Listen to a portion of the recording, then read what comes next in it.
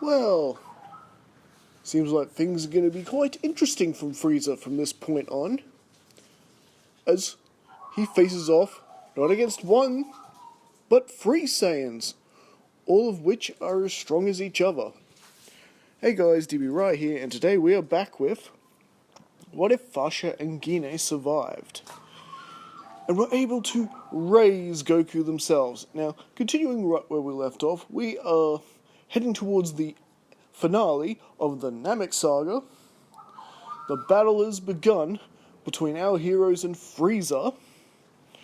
And with the additions of Raditz, Piccolo, and Vegeta, well, things were not looking too good for our heroes, considering they did miss some of their opportunities to get significant power boosts, and Frieza's already in his final form, not wasting any time.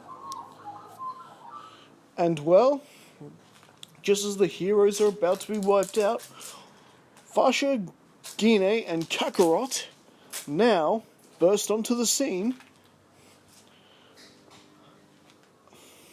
and are ready to battle the maniacal tyrant. Oh yeah. And well, Frieza is quite amused at this. More Saiyan monkeys to play. So really, there's 5 pure Saiyans there when you think about it, with Raditz and Vegeta. And well, it is quite the battle straight from the get-go. Now, the good thing about the good guys showing up now is that Vegeta's still alive. That's the difference right there. Vegeta is still alive, and well, with Frieza battling it up with Gine, Kakarot, and Fasha, Frieza is having a hard time keeping up with all three, considering they're all moving just like him. Even though Frieza, he's not even at his maximum power yet, right now, the good guys are doing a good job in keeping him from using that 100%. And well, eventually Frieza does get sick of playing and does manage to go up about 20% without having to pull much effort. And just like you can imagine in the original, this does begin to, more or less, make things harder for the heroes. Now, we saw how much harder Frieza raising his power a little bit made things for Goku earlier on, just before the, Spirit Bomb part.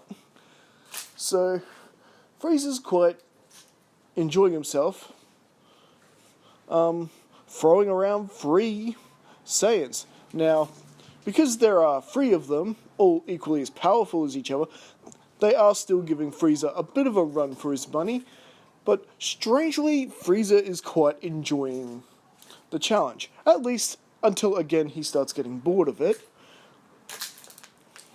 to the point he now goes up to about 50% of his charge, which I'm quite sure is about, yeah, don't ask me about power levels. Power levels always mess me up. So Frieza is able to power up to 50% by smashing the like button, and don't forget to subscribe to the channel. And yep, he's really knocking the monkeys around, who are pretty much not having a good time at all. And Raditz is looking at Vegeta. Vegeta, we have to help him. Vegeta, not wanting to get involved in this fight anymore whatsoever. In fact, the only thing Vegeta's really thinking about right now is getting out of there with his own skin. He tries to run away when Raditz pretty much is able to get in front of him and stop him, along with the other good guys. Raditz, what do you suppose we could do against a titan like Frieza? We never should have challenged him. And, well, Raditz motions up to the sky, specifically pointing at one of the suns, and Vegeta realizes exactly right then what Raditz has in mind. It seems you weren't useless after all.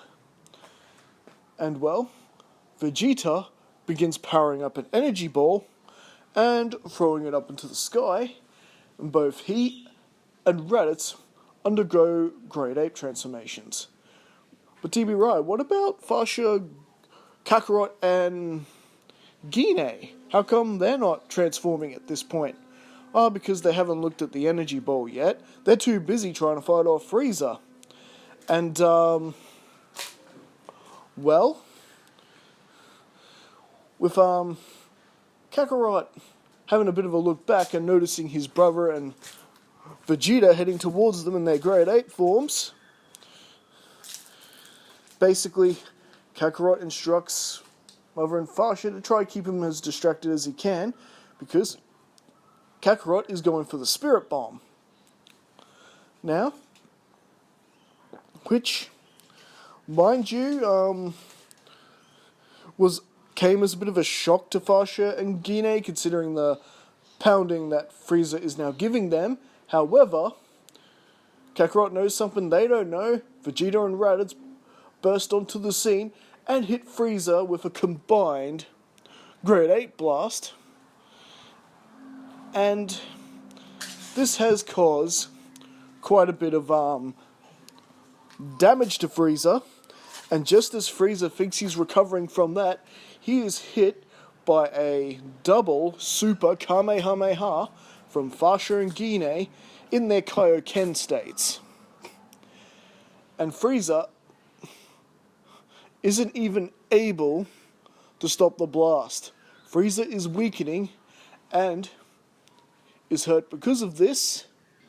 And well, luckily that distraction is all that was basically required, as Goku, or rather Kakarot I should say, I keep forgetting Kakarot, throws the Spirit Bomb. And so, Frieza needs to try and fend off that attack, and then we've got everyone else transferring their abilities to the Spirit Bomb to make it even more stronger.